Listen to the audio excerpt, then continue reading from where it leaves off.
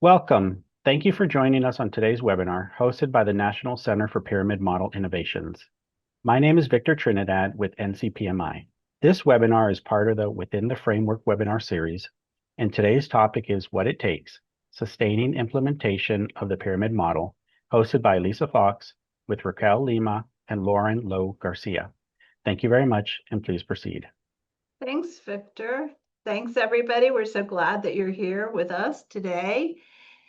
I am very excited because I'm just the host, but I get to have a conversation with Raquel Lima and Lo Garcia about their program-wide implementation of the pyramid model. And so these are two women who are very accomplished and have been engaged in pyramid model implementation for a long time in programs out there in the real world and sustain those programs. And so we have 10 years of Clifton implementation. We'll learn more about that. And 6 years of implementation at Trinity. And we'll get to learn a little bit more about what they did and where they're going and what sustained it and maybe the secret to their success, I hope. So before we start and dig into the programs and talking to Raquel and Lima, Raquel and Lo, I want to just set the stage around program-wide implementation for folks in the audience. I love this slide, which brings implementation to implementation science. And this slide is brought to us from Dean Fixon and Karen Blase. And the point of the slide is that it takes more than just the pyramid model practices. It takes practices, and you see that on your screen with the pyramid model. It takes effective implementation methods and an enabling context. And when we have those three pieces, then we see really the power of what the pyramid model brings to an early childhood program. So if you think about it this way, you think about the practitioners within your program or the teachers within your school, knowing the practices and doing the practices. For them to be able to do that, we have to figure out how are we bringing the practices to them? How do we support them? How do we induct new people to our program when we do new hires? And how do we ensure, what are the pieces we want to implement? So all of the implementation methods is in that middle box. And then the enabling context is how do you set the climate in a program that this is how we do things? How do we ensure that we have what we need for the staff wellness to do this work, for the responsivity to do the work, for the family engagement to do the work? And so that's why we think about really these three pieces have to be in place. For far too long in education, we thought, oh, let's just train up our teachers and we're good to go. They'll all do great stuff. And many teachers will go to a workshop in the pyramid model and they will do really great stuff in their classroom, great stuff with children and their engagement with families. But then I've hired someone new, right? And so we think about having all of these pieces for program-wide implementation. And when Karen and Dean developed this slide, they said, if it's a multiplication problem, and that's what you see on your screen, put a 0 in any one of those boxes. And if you put the 0 in the box, what do you get for a sum, right? You get 0. And so we really need all of those pieces. And those pieces are thought about by a leadership team. So in the program-wide approach, a leadership team does the deep thinking around implementation and the enabling context. And so they think about how do we ensure that the staff are bought into what we're doing? How do we continually reflect on family engagement and encourage family engagement? What the program-wide expectations, not just do we have them, but are they real to people? Do they work for us? For the children, for the staff? Are we living what we say we're doing? How do we ensure that every child who gets what they need, and that's our kind of our multi-tiered approach. What do we do universally for all kids? What do we do for kids who need more? How do we ensure that we're paying attention to continuous professional development that includes job-embedded coaching? And then how are we using our data to really inform the work we're doing? That's the program wide, that's the enabling context. And the leadership team really thinks about that implementation. And of course, I want to say it's big and it takes time. And that's why I'm so excited about having Loa and Raquel here, because they can talk through with us kind of their movement from do we want to do it to where they are with full implementation and sustainability. And often you have someone that helped you in the very beginning. You know, you find out about it, somebody helps you with installation, which is kind of getting your pieces built. Like, how are we going to do this? How do we get trained? To initially implementing within your classrooms and then growing it, maybe across your teachers, maybe adding new elements to it. But we all need to acknowledge that takes time. It's not something that happens overnight. But I think what we're going to hear today is that when you invest in it in this manner, then we can get to sustainability. Then it becomes the fabric of how we operate our program versus this add-on thing that we're doing. So let's find out a little bit more about the programs, and then we'll have more of a conversation about where these programs are. So Raquel, you want to start out and just tell us about your program and who you are? Sure. Hi, everyone. As Lisa said, I'm Raquel Lima. I am the principal at the Clifton Early Learner Academy on Allwood Road in Clifton, New Jersey. I am fortunate to have been with the programs from the very start. So we were the recipients of a federal preschool development grant back in 2015, and I started with the program as a classroom teacher. When we had first started, we were serving about 150 students in 12 classrooms within the city of Clifton. And since 2015, we've expanded. We're over 55 classrooms. We're serving 800 plus preschoolers. We have 3 main campuses. So I'm going to talk mainly about one of the main campuses where I started and where I am currently the principal. It's referred to it as Sela Allwood, or the Clifton Early Learner Academy on Allwood Road. We partner with our local Head Start, as well as several private providers, community daycares that we've partnered with. So right now we're serving children in 14 sites across the city of Clifton. What has made this really, I think, work so well within Clifton is that our district commitment is so strong. And so we have commitment from our central office administrators to both the pyramid model and then to elementary school-based PBSIS. So knowing that, we're speaking the same language with our preschoolers, and as they transition to elementary school, really to keep that model very strong has been wonderful and helpful. So here we are. This is Sela Allwood. One of the things that we pride ourselves on is our expectations, which were developed through our pyramid model implementation. So we are safe, we are kind, we are learners. That is the heart of our program. Those are the expectations that our first leadership team came up with and that we've had for the past 10 plus years. And those really apply to ourselves as the adults in the program, our students, and our families. And so when we start with that common language, that really, sets the stage for everything else that we do. We were very fortunate enough to be a Pyramid Equity Project demonstration site. And that lasted from 2016 to 2018. So we got our funding in 2015. It was a very quick turnaround. We got the okay in July, and then we were serving children that September. So it was a very quick open. And I was able to see what it was like that first year without pyramid model being implemented, with classrooms, operating in a very, quick, we opened and now we're serving these children. When we first started, our students had to be income qualified. That was one of the stipulations of the grant that we received. And then with that, we've been able to expand, as I mentioned. And so now we're serving both 3 and 4-year-olds in this site, as well as the other sites I spoke of. We are a demonstration site for Pyramid Model, which we're super proud about.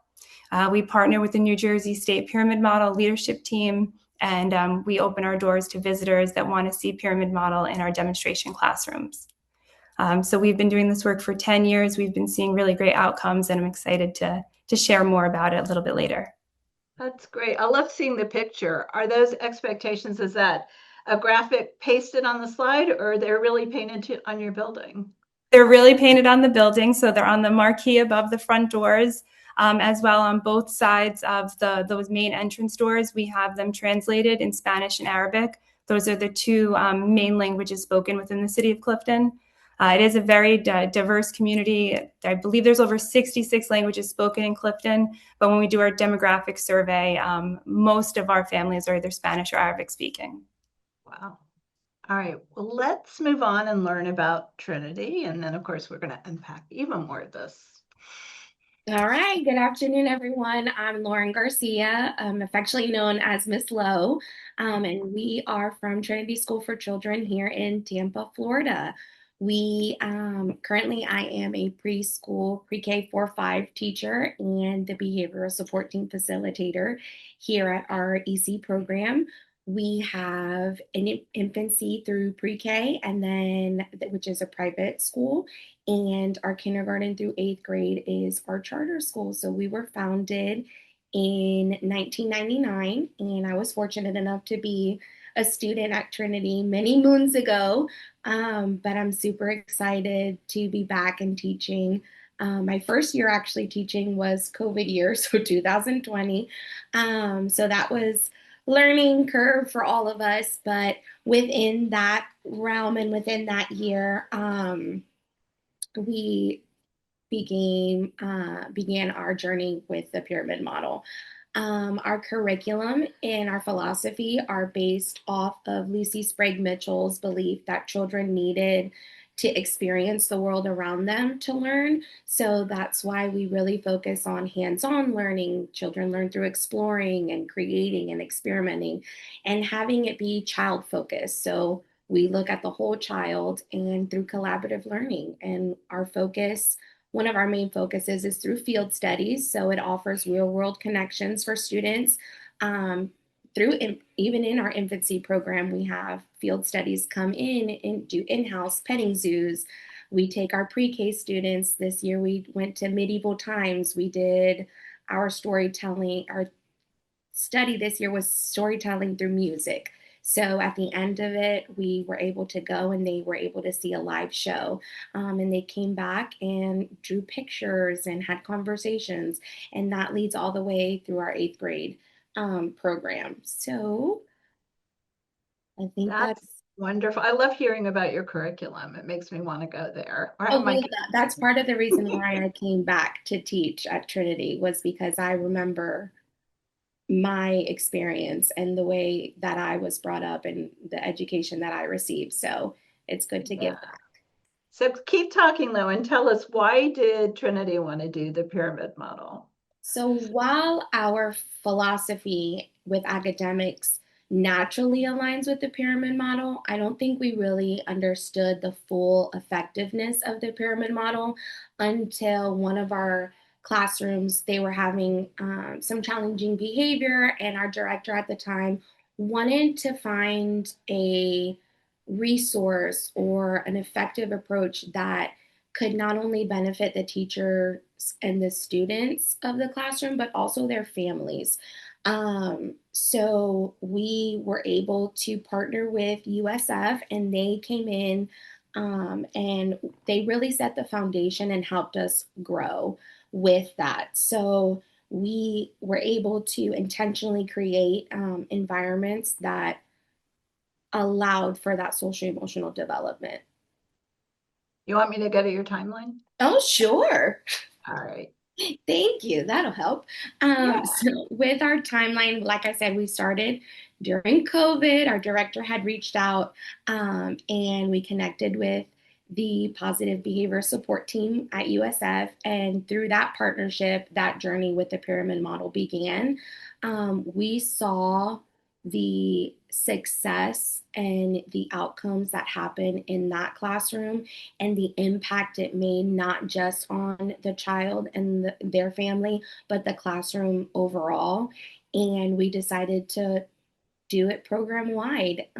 So we had wonderful coaches come in and kind of help us form our leadership team. And with that, our program wide expectations were formed. So ours are be safe, be kind, be helpful. And through that, we started our journey. We began coaching. Every classroom, received specific time to get coached. Visuals, they helped us with scripted stories, and it just began to have a snowball effect.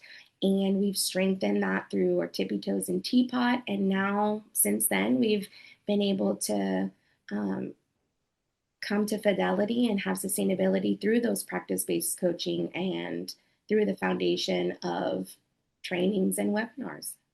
That's awesome. What a nice journey and amazing. All right, so Clifton, tell us about why the pyramid model for you all.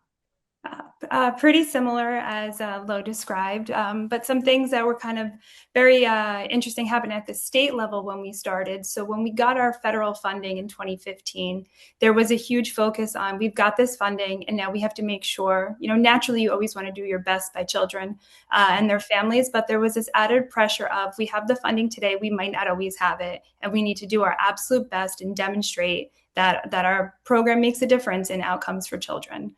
So we had that, that pressure on us, as well as at the same time, within that first year, New Jersey had passed a law banning suspension and expulsion in early childhood. So New Jersey passed a law, and then that was something happening at the state level, saying that if we can't suspend or expel students, what are we going to offer to programs and classrooms to make sure that that's not an option and we can really prevent it. So that's when the state was buzzing with pyramid model and teapot trainings were happening. And we got very fortunate to be able to carry on that work. So what we wanted to do was see the reductions in challenging behavior, especially in a new program serving an at-risk population with multilingual learners, children included with disabilities. If we didn't have those universal practices in place, and we definitely didn't in the beginning, we had challenging behavior, right? And so that becomes a strain on the adults in the program, as well as the children in the classroom. So we needed something to help with that. We also, when we first started, we were implementing the high scope curriculum, which was wonderful. But we also needed something to really work with teachers on teaching specific social skills. And we were, new in the community, so we really needed a model to help us bridge the staff and family engagement and satisfaction. And with a new program and everybody kind of learning things as they go, no one's really feeling confident or capable. And so a model to give people resources so they feel confident and competent was what we needed. And just overall building that climate from the bottom up, the pyramid model has absolutely allowed us to do so. Great. I love the frame of it, creating this positive climate in which all of these things can happen. It's wonderful. And so we started in 2016. So that was the second year of the program. We got very fortunate to be chosen to be a participant in the Pyramid Equity Project. That's when I met Lisa for the first time. She came up to Clifton and did an overview of the pyramid model for all of the staff within the program at the time. So it was teachers, teacher assistants, support staff, our coaches, and said, this is what pyramid is. And then at the end of the overview, the staff had to take a survey, and that was our buy-in event. And we needed to get 80% of our staff to say that this is something they were invested in, something they felt that they needed, our program needed. We received the 80% commitment, and we were ready to rock and roll with the 2-year project. We had training and technical assistance. We had once a month for 2 years on-site visits from Lisa and other members of her team at the time would come up, tour classrooms, work with myself and our other coaches at the time. So in that second year, I was one of the program coaches, implementing and doing teapots, working with teachers in the practice-based coaching cycle. And we were able to really get a baseline of where the classrooms were, and then to see what were our goals for moving forward. So we had really great support, and we started our leadership team, and then we just kept going from there. It's a good story illustration of kind of that installation, initial implementation of where you were. And we have your journey. Yep. So so a decade, can't believe it's been 10 years already. It goes by fast. So we had, as I said, our overview and installation. We had our poll. We had our leadership team established, and that was really important. Our leadership team that first year was our program administrator, we had our coaches, we had a teacher representative from what we had been our demonstration classroom at the start. We also had family service workers from our Head Start partnership. So we had our leadership team established. We had our monthly meeting scheduled for that first year. One of the things that we were hesitant in the beginning because it was very new to us was having a family member join the team. So within our first year, we said, you know what, let's learn this, let's unpack this a little bit first. And then our second year, we had our family member join the team. And that was perspective changing all in itself. And since then, we've always had a family member on the team. So 2016 to 2018, we did our initial implementation.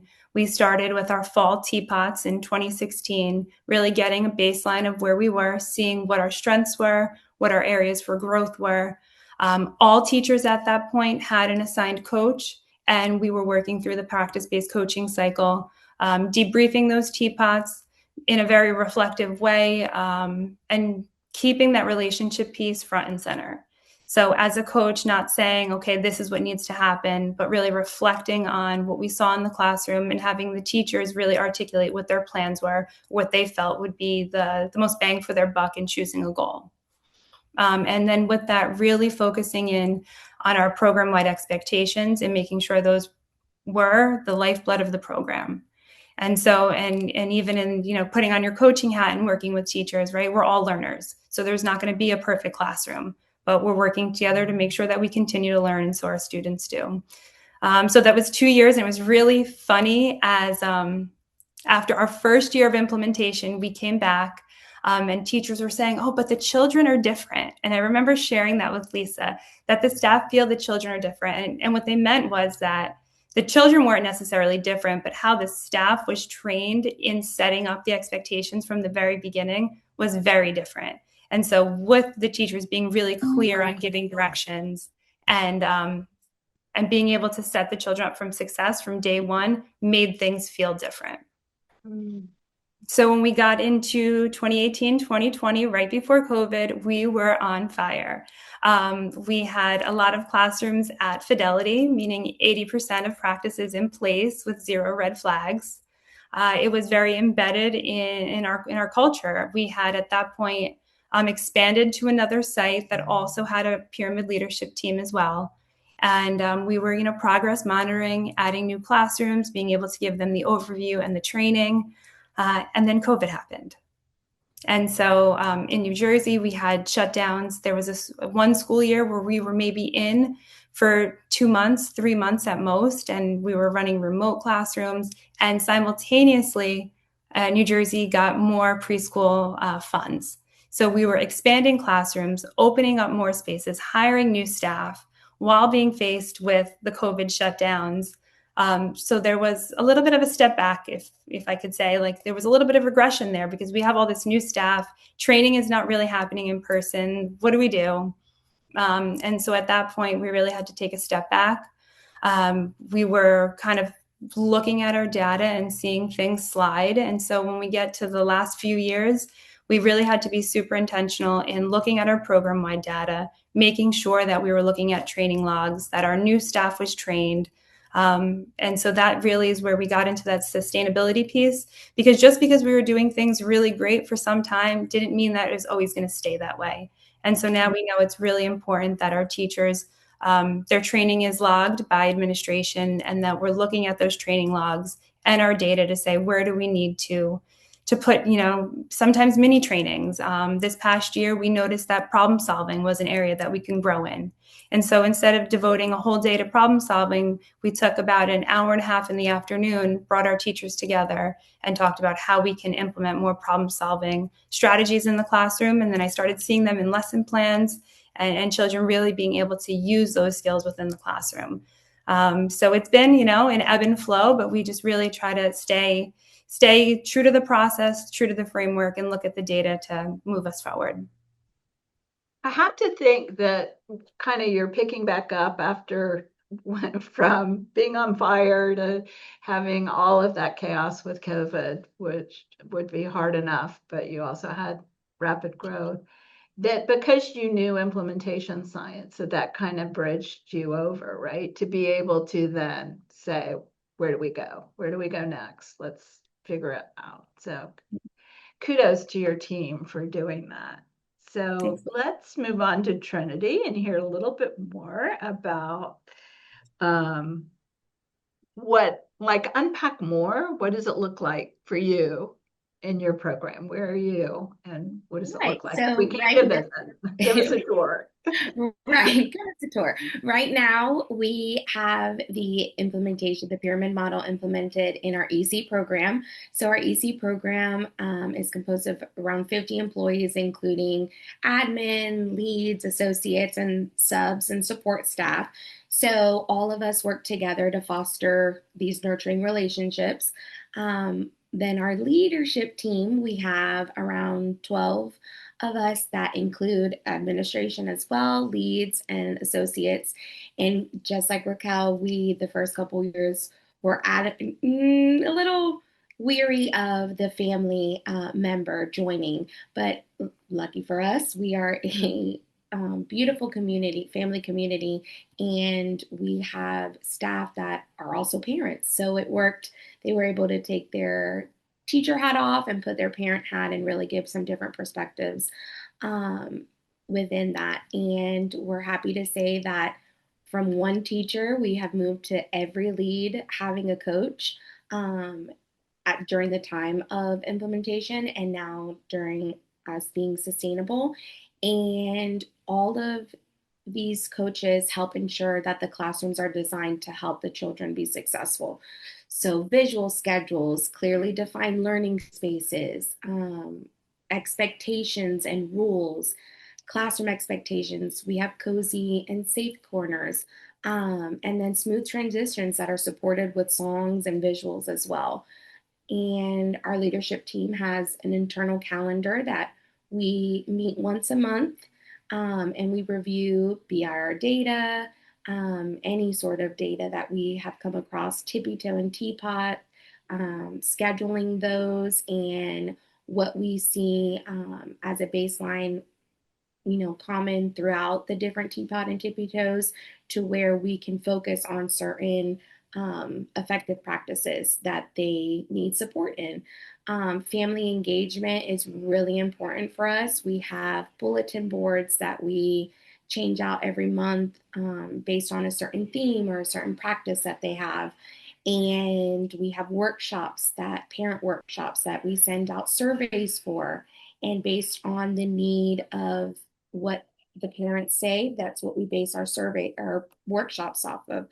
And email blasts, weekly or monthly, we have different blasts that go out with different resources for parents, depending on what we're seeing more, an increase of with behaviors at school, or if it's something that we hear parents speaking of on their own. And then professional development, just that onboarding training piece, that yes, we have a lot of our teachers have been with us from the beginning of our implementation journey, so they are confident.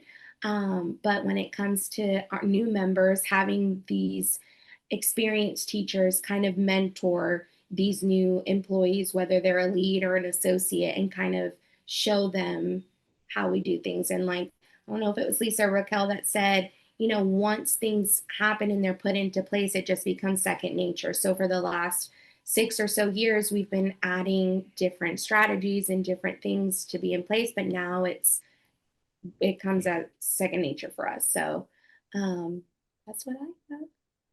Love that. That's so exciting.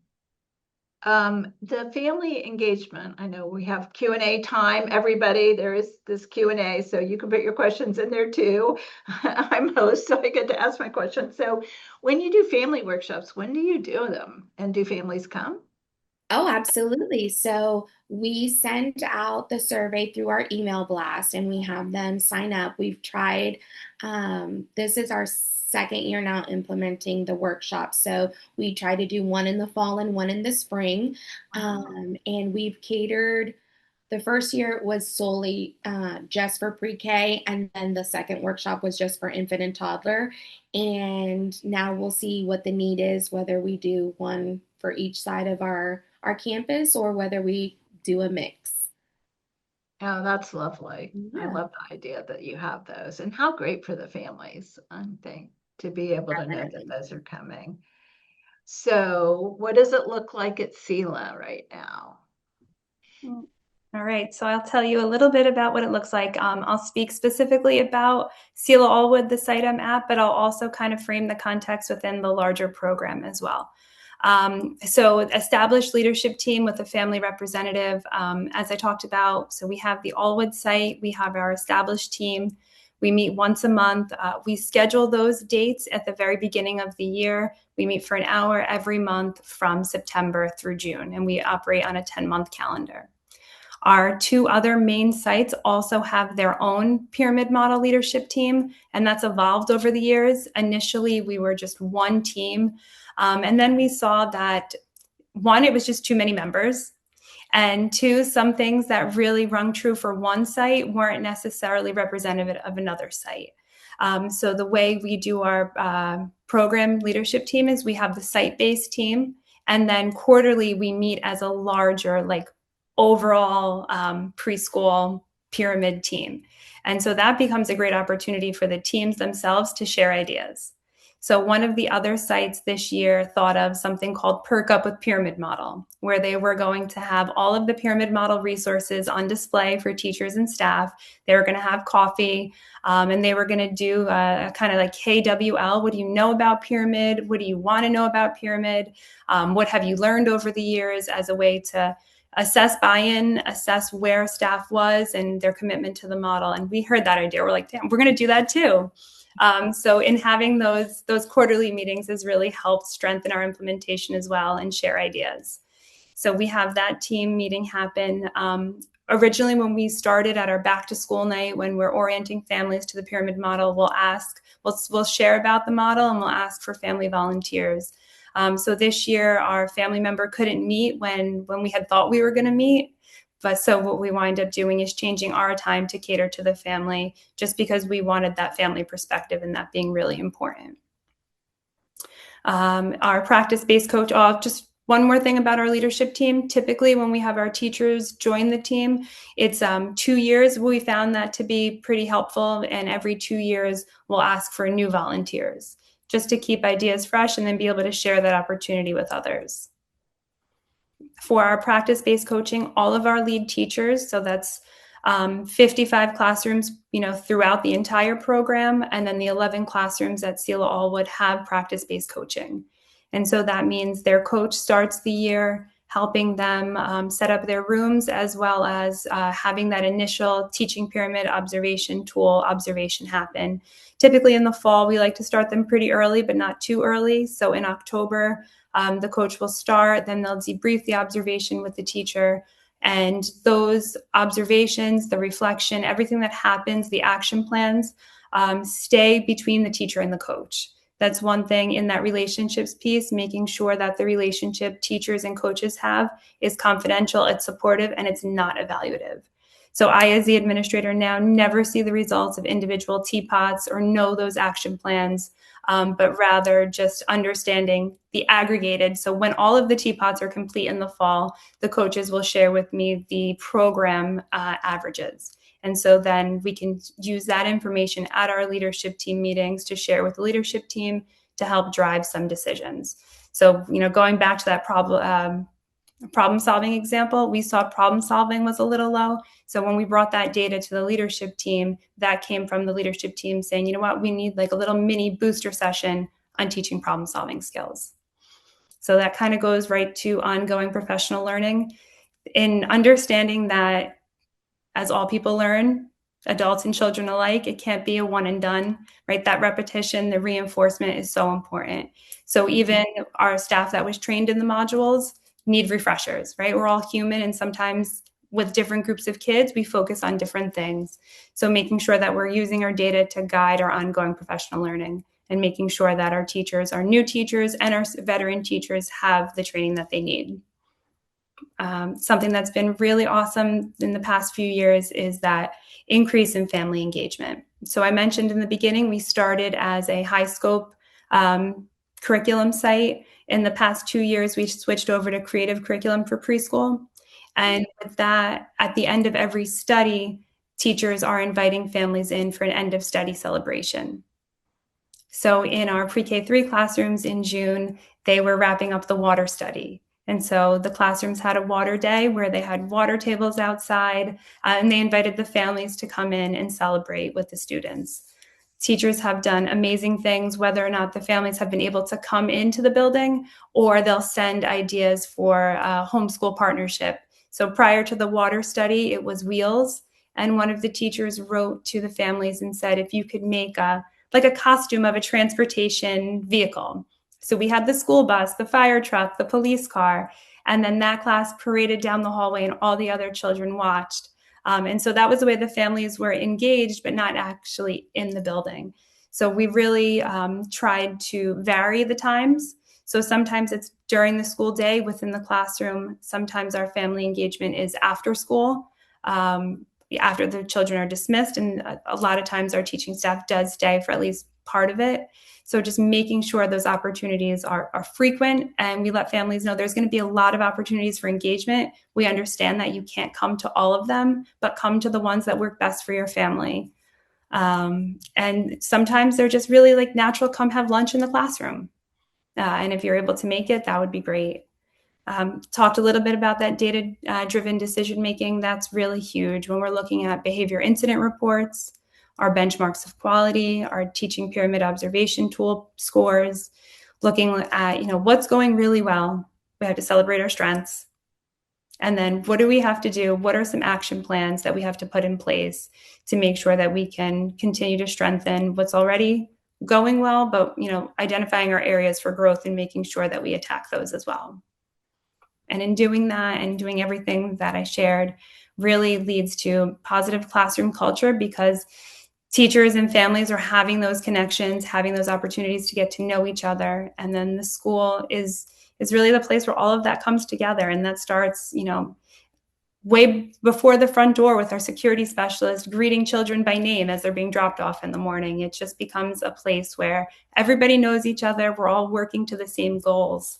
So it has really been awesome, and Pyramid Model has absolutely impacted our program in more ways than I can probably share.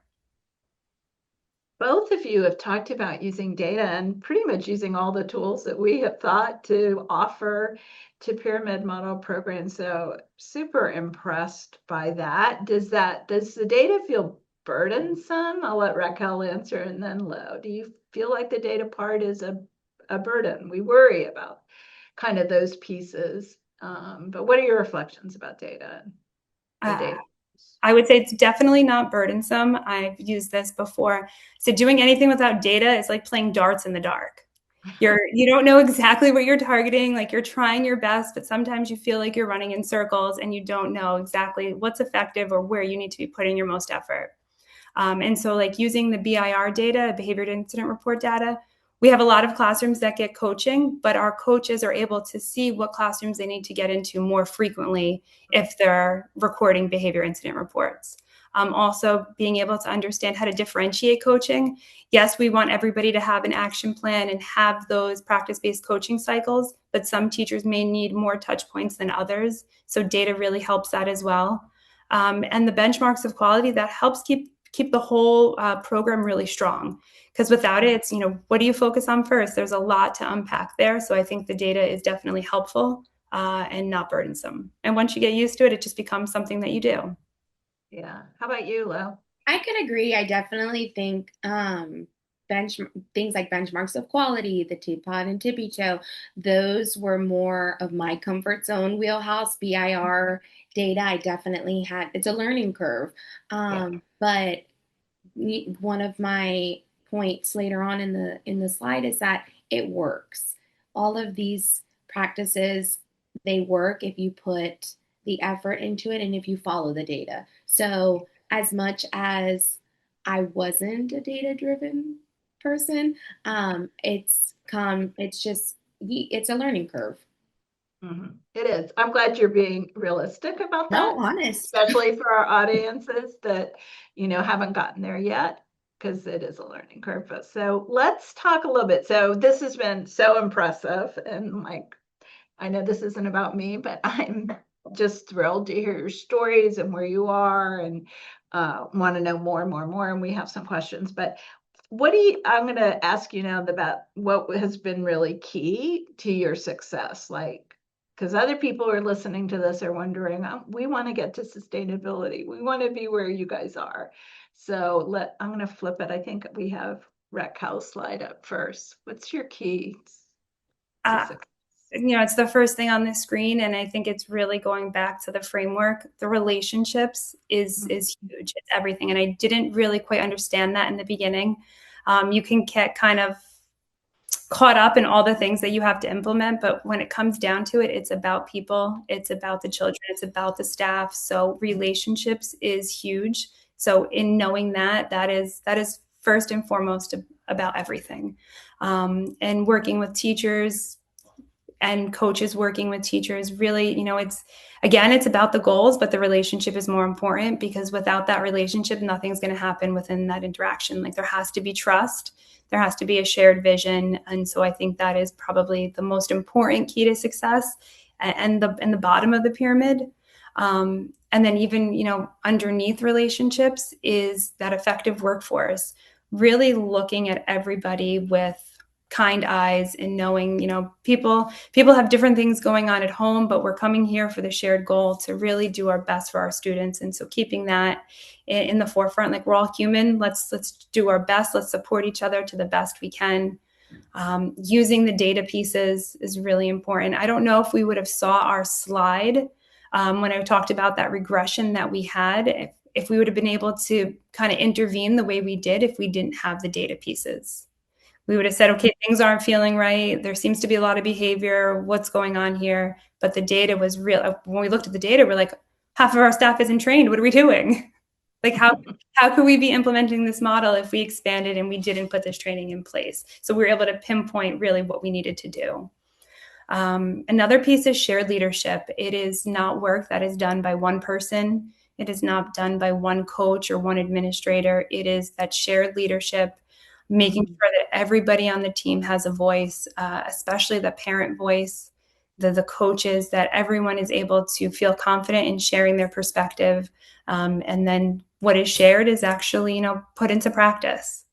And so in keeping true to the practice-based coaching model, making sure that all teachers have coaches and that job-embedded coaching is happening, not only with just the original, the initial teaching pyramid observation tool, but also with ongoing, like, focused mini visits.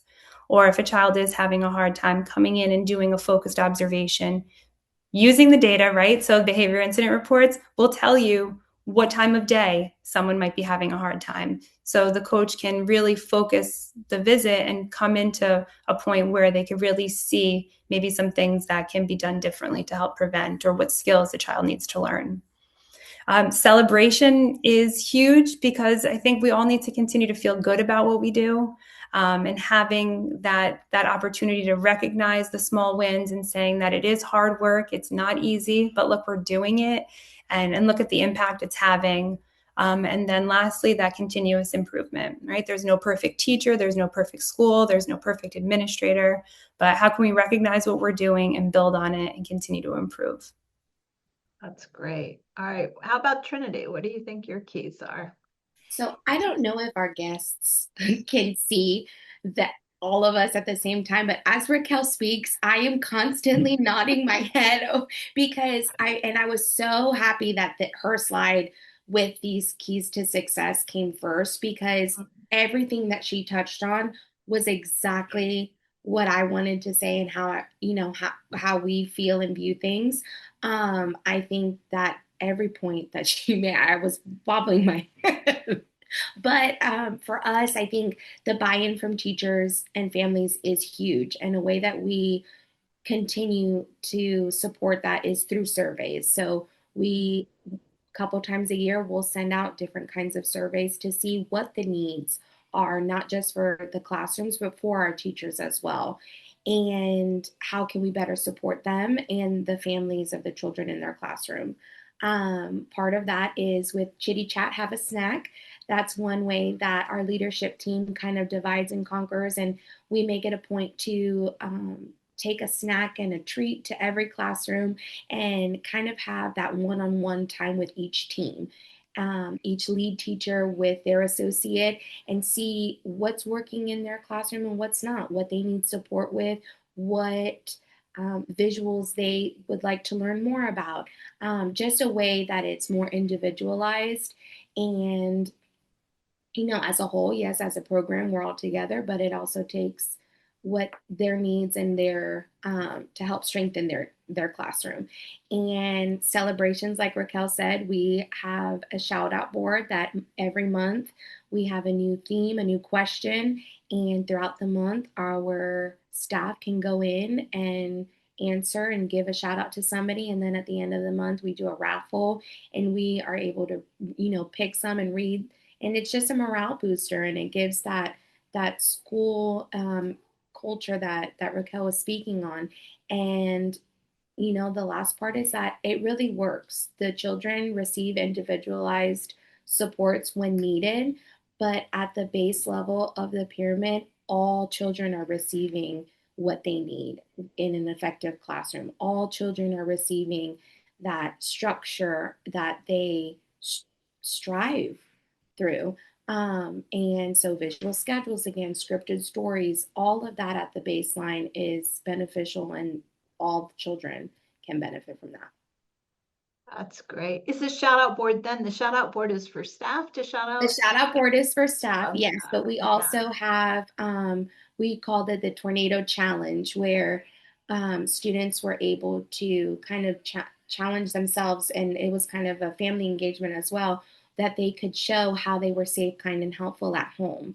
And then they were able to do that. And once they colored in each tornado for each of our program-wide expectations, then they were able to come in and celebrate that and, do a show and tell with our class, with their classmates. So we had them from infancy all the way to pre-K. So the infants, it was, how did they, so and so showed kindness by smiling at mommy today, or they showed being helpful by not, not rolling around while we changed the diaper. And then our older ones, they, helped take out the trash. They helped, they were being kind by holding mommy's hand across the street. So things like that, that we kind of combine the celebration. I love that. I love that. And I love the Chitty Chat have a snack. First of all, it's cute. It's got to be Super cute for cute. early childhood, but it's so relational, right? It's Yes. back to what Raquel shared, So right? that's my bobblehead moment when she was saying about the relationships are, at the forefront. We definitely, it's again why I came back to teach at a place where I went to school, because the relationships that were formed and built have lasted a lifetime. Like I get goosebumps. So I can only hope that I'm doing, such important work that they're going to remember the relationships that we formed here. That's wonderful. Love that. Before we leave, I want to talk about the outcomes. What have y'all realized as outcomes? I think we have a feel for it, but really briefly, and then we'll go to questions. So, Lo, what do you think your outcomes have been in Trinity? So for us, I think it's, pretty obvious that the experience and consistency, our confidence in our teachers has grown exponentially. Most of our teachers, again, have been with us since the beginning. So it's just creating that consistency and implementation for new staff and mentoring the new staff. I think teachers are more confident within themselves when challenging behaviors occur, and they're more prepared to respond to challenging behaviors more proactively and effectively. Um, and we're happy to say that almost all of our teachers are at Fidelity with that. So we're excited to see what the new school year brings. And then, like Raquel said, our administrative team is actively involved in the coaching, in problem solving, and ensuring that the teachers have all the support that they need coming into the classrooms and problem solving with the children, being very front and supporting us. And then, because of all of the support that we've had, we have an extensive resource library. So we've built a collection of physical and digital strategies and visuals that all of our staff and students can use, and even our families. We create scripted stories. I can be safe at home. I can be kind at home. And we share those through our email blast and we have an extensive library. I love the resource being on your list because that is important, right? And if you don't have the resources, you can't really make some of these things happen so that Right. they're at the ready and people know that they could get them. Yes. It's great. Yeah, wonderful. All right, Raquel. So a lot of our outcomes are similar to Lowe's. And one of the things in thinking about teacher confidence, that has been one of the things that I think has helped us retain our staff is that everybody wants to go to work and feel good about the work they do and feel like they're making a difference, or if they're struggling, that they have some support and they're not carrying the weight of, a little one with challenging behavior all by themselves. So the teacher confidence is definitely something that I've seen explode. Teachers that started with us that are now, fidelity classrooms that are welcoming visitors monthly. And I ask, how do you feel about the visits? And they say like it's a great opportunity for us to showcase what we already do. Mm-hmm. So we've seen that having our families at our school, in thinking about, they don't feel scared to come in, or they're not, uneasy about having an opportunity to be within the school. When we had our field day in May, we had a huge participation from families, and we didn't cap it at 2 per classroom. We said, if you're able to help and you want to come, absolutely. Just keep in mind our expectations. And families were welcomed. They helped. They stayed later for lunch. So we've really been able to bridge that homeschool connection. Our classrooms are at Fidelity, and if they're not at Fidelity, they're approaching Fidelity within the building and across sites. So that has been awesome to see. I couldn't imagine being a leader without the pyramid model, to be quite honest. So it's helped me improve my leadership capacity and really being able to communicate a shared vision, and be able to build leadership at all levels, right, within our coaches as well as our teachers. And really, like, the best outcomes are what the outcomes we see with our children, right? When I'm in classrooms and I hear them using the language, or there's a problem and they say, you know what, let's go find a solution. And it's like, yes, it works. And when you see them be successful and independent in the skills, like, that is really the most satisfying part of it. Because things could go completely the other direction rather than, using their words or talking through problems, or being able to go to a trusted adult if they need to. And then, lastly, the culture, just a warm, positive environment where you want to go every day, where kids want to go. And when summer comes, they're sad that they're not coming to school for 2 months. So that has been some of our outcomes. That's great. That's so positive and exciting. So we have a little bit of time, not a lot, because we had a lot to say. And this is an interesting question. Probably more for you, Raquel, because you're within a district and you kind of had a little leadership team, and then you got big and you thought, should we have overarching? And then you did this new thing with the quarterly meetings and the individual site-based teams. That all makes a lot of sense. If you had it to do over, would you start with the district? Like, what would you recommend for someone to do? I think it's good having upper level leadership understand the model and being able to support it. So I think that's important, but it's one of those like top down, bottom up. And I really wouldn't be able to say what works best. But I would say definitely try out different things and see what feels right for your program. We started kind of at the local level. That made sense for us. And then we expanded. And then when we opened up another site, we did a buy-in poll. And we didn't get the buy-in initially. And so that got tabled. And so we weren't, forcing anyone to implement. It was, we're going to explore, and we're only going to move into installation when everybody seems ready. So I really think, and that's in one district where it was going really well in one site and another site just wasn't ready to start yet. So it's really dependent on the people and where everyone's at. Yeah, I could see that. And some districts might be really ready and open, and it's a buy-in issue for them as well, right? People are real impressed with your family engagement and also wondering how can other programs, it is impressive and it probably doesn't feel like that to you, But we've seen a lot of programs that really struggle with that. Like we have parent teacher night, but no parents come. And so can you just comment, maybe start with you, Lo, like what are some keys to your success in family engagement? What do you think? And what would you tell someone else who's struggling with it? How So to think I about think, I mean, first and foremost, it's that relationship building, and we have their little ones majority of the day. So we want to foster that bridge between home and school, and in doing so, keeping it fun and it. catering to their needs and what they are interested in. I think is very important because that'll show buy-in. It's not just on a topic that they think that they know or that they're not interested in, but it's something that they are actively looking for. I love that you said keeping it fun, right? Because if I have already worked all day, or Right. I'm going to take out time of my weekend, or I'm going to take a little bit of leave time, I want to do something that fills my soul, right? As a We parent. definitely keep it fun, and we always include some sort of like make and take for the parents and Ah, families to do. That way, it is engaging, it is fun, and then they leave with something.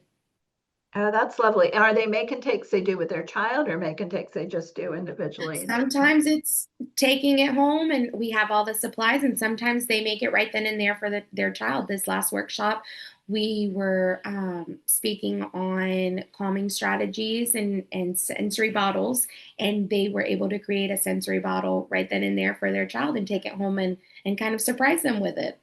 Oh, cool. Hmm. Raquel, what are your thoughts about this family engagement thing? So one of the things that we've seen be effective is translating invitations in home languages. So that's one of the things, if you're not able to understand what's happening or the communication, so really understanding the languages spoken in each classroom and then translating invitations so that families are getting the invitations in their home language. And then making things like Lo said, fun and non-threatening. One of our biggest attended opportunities we have is a family engagement luncheon, and we call it special persons lunch. We send out invitations ahead of time. We have the families save the date. We do it at a convenient time. It's a half day. We've done it for 2 years in a row, almost 98% participation. What? Over like wild. We're offering the families free lunch. So come in, have lunch with your child. You don't have to read, you don't have to do anything. Just come have lunch with us. And that we did the timing before an early dismissal day, so most families are coming to pick up anyway. And then something else is opening it up to any family member. We said special person, so it could be a mom, dad. We had a grandma drive up from like a southern area in the state just because she was able to be there and her children weren't. So just opening it up to the whole family, not just the nuclear family. And then offering something that they can enjoy together, and we found that to be a great way, and we do that kind of in the middle of the year, and it kind of sets the stage for everything else to come. You guys are such a wealth of ideas. I want to talk for a whole nother hour, but we don't have another hour. Thanks everybody who joined us for this. You can always reach out at any point. You can probably find Raquel or Lo if you stalk them somehow.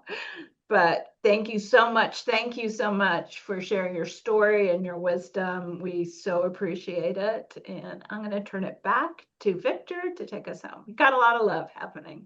Thank you for having us. Thank you so much. Thank you so very much to our panelists for their wonderful insights. Your feedback is very important to the work that we do.